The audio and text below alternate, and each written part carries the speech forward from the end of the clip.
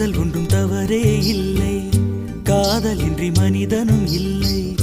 நண்பர்களும் காதலராக மாறிய பின் சொல்லிய நீயும் நானும் பழகுறோமே காதலாகுமா? இது